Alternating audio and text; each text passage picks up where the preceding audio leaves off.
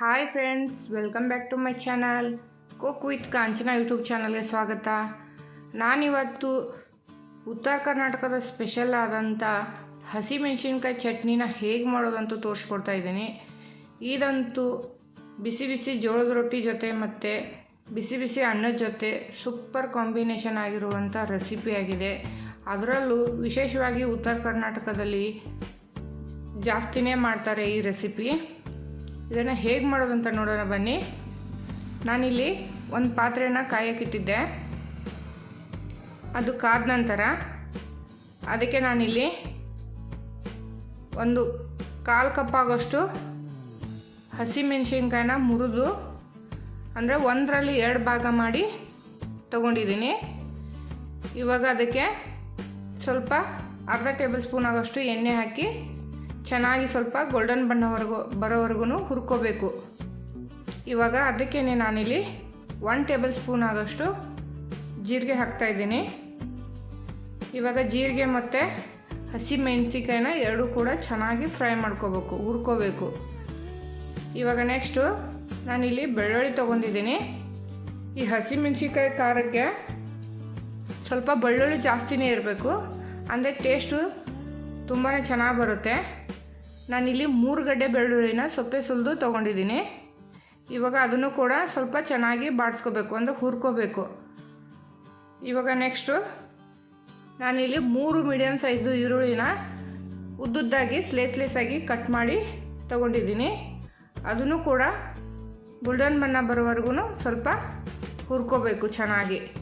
ಇವಾಗ ಎಲ್ಲನೂ ಚೆನ್ನಾಗಿ ಮೆತ್ತಗಾಗ್ತಿದ್ದಾವೆ. ಇವಾಗ ನೆಕ್ಸ್ಟು ನಾನು ಸ್ವಲ್ಪ ಕರಿಬೇವು ಸೊಪ್ಪು ಹಾಕಿ ಅದನ್ನು ಕೂಡ ಅದ್ರ ಜೊತೆ ಚೆನ್ನಾಗಿ ಬಾಡಿಸ್ಕೊತಾ ಇದ್ದೀನಿ. ಇವಾಗ ನೆಕ್ಸ್ಟು ನಾನಿಲ್ಲಿ 2 ಟೇಬಲ್ ಸ್ಪೂನ್ ಆಗೋಷ್ಟು ಉಪ್ಪು ಹಾಕ್ತಾಯಿದ್ದೀನಿ. ನಾನಿಲ್ಲಿ ಕಲ್ಲು ಉಪ್ಪು ಯೂಸ್ ಮಾಡಿದ್ದೀನಿ, ಅಂದರೆ ದಪ್ಪ ಉಪ್ಪು ತೊಗೊಂಡಿದ್ದೀನಿ. ನೀವು ಬೇಕಾದರೆ ಸಣ್ಣ ಉಪ್ಪು ಕೂಡ ಹಾಕ್ಬೋದು. ಇವಾಗ ನೆಕ್ಸ್ಟು ಅದಕ್ಕೇ ಕೊತ್ತಂಬರಿ ಸೊಪ್ಪು ಹಾಕ್ತಾಯಿದ್ದೀನಿ. ಎಲ್ಲನೂ ಸ್ವಲ್ಪ ಹುರ್ಕೋಬೇಕು ಮೊದಲು. ಈ ಥರ ಎಲ್ಲನೂ ಚೆನ್ನಾಗಿ ಸ್ವಲ್ಪ ಗೋಲ್ಡನ್ ಬಣ್ಣ ಬರೋವರೆಗೂ ಹುರ್ಕೋಬೇಕು. ಸ್ವಲ್ಪ ಆಯಿಲ್ ಜಾಸ್ತಿ ಹಾಕಿದರೂ ಕೂಡ ನಡೆಯುತ್ತೆ. ಇವಾಗ ಎಲ್ಲನೂ ಚೆನ್ನಾಗಿ ಹುರಿದಿದ್ದಾವೆ. ಇವಾಗ ಒಂದು ತಟ್ಟೆ ತೆಗೆದು ಆರಲು ಬಿಡ್ತೀನಿ ನಾನು ಇದನ್ನೆಲ್ಲ. ಇವಾಗ ನೆಕ್ಸ್ಟು ಅದೇ ಪಾತ್ರೆಗೇ ನಾನು 3 ಮೀಡಿಯಮ್ ಸೈಜು ಹಸಿ ಟೊಮೊಟೊನ ತೊಗೊಂಡಿದ್ದೆ. ಅದನ್ನು ಕೂಡ ಸ್ಲೇಸಾಗಿ ಕಟ್ ಮಾಡಿ ಹುರ್ಕೋತಾ ಇದ್ದೀನಿ.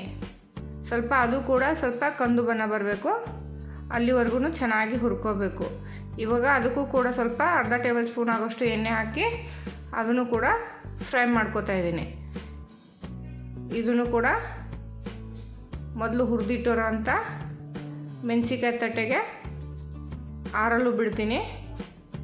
ಒಂದು 5 ನಿಮಿಷ ಇದು ಆರಬೇಕು, ತಣ್ಣಗಾಗಬೇಕು. ಆಮೇಲೆ ನೀವು ಕಲ್ಲಲ್ಲಾದರೂ ಬೇಕಾದರೆ ಚಟ್ನಿ ಮಾಡ್ಕೋಬೋದು, ಇಲ್ಲ ಮಿಕ್ಸಿ ಜಾರ್ಗೆ ಕೂಡ ಹಾಕ್ಕೋಬೋದು. ನಾನಿಲ್ಲಿ ಎಲ್ಲನೂ ಮಿಕ್ಸರ್ ಜಾರ್ಗೆ ಹಾಕ್ತಾಯಿದ್ದೀನಿ. ಸ್ವಲ್ಪ ಇದ್ದರೆ ಕಲ್ಲಲ್ಲಿ ಕುಟ್ಟಿ ತೊಗೋಬೋದು.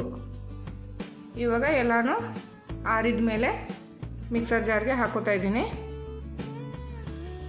ಇದು ಬಿಸಿ ಬಿಸಿ ರೊಟ್ಟಿಗಂತೂ ಸೂಪರ್ ಆಗಿರೋಂಥ ರೆಸಿಪಿಯಾಗಿದೆ. ಮತ್ತು ಸೈಡ್ ಡಿಶಾಗಿ ಕೂಡ ಊಟ ಮಾಡುವಾಗ ರೊಟ್ಟಿ ಜೊತೆ ಹಚ್ಕೊಂಡು ತಿನ್ಬೋದು.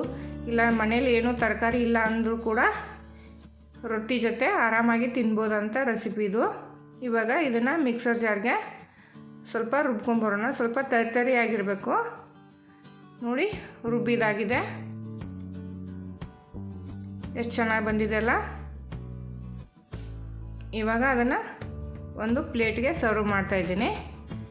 ಎಲ್ಲನೂ ಜಾಸ್ತಿ ಪೇಸ್ಟ್ ಥರ ರುಬ್ಬಕ್ಕೆ ಹೋಗಬೇಡಿ, ಸ್ವಲ್ಪ ತರಿಯಾಗೇ ಇರಬೇಕು ಚಟ್ನಿ. ನೀವು ದೋಸೆ ಕೂಡ ಮಾಡುವಾಗ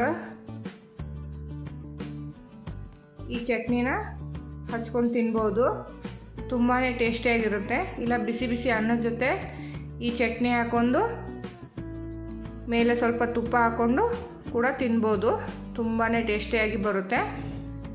ಈ ರೆಸಿಪಿ ನಿಮಗೆ ಇಷ್ಟ ಆಗಿದ್ದರೆ ಪ್ಲೀಸ್ ಲೈಕ್ ಮಾಡಿ, ಶೇರ್ ಮಾಡಿ ಮತ್ತು ಕಮೆಂಟ್ ಮಾಡಿ.